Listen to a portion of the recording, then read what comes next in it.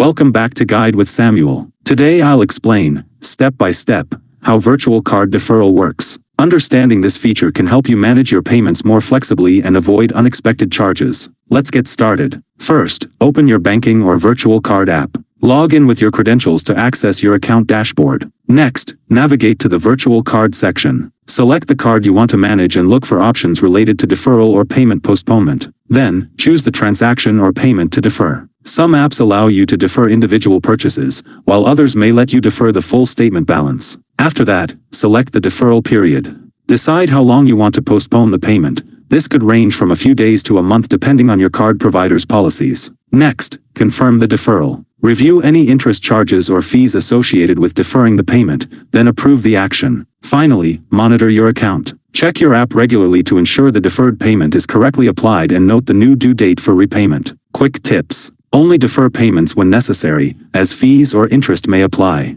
Keep track of deferred amounts to avoid surprises on your next billing cycle. Contact your card provider if you're unsure about deferral limits or conditions. Virtual card deferral is a convenient tool to manage cash flow, but it works best when used responsibly. If you found this helpful, don't forget to like and subscribe to Guide with Samuel for more helpful tutorials. Thanks for watching.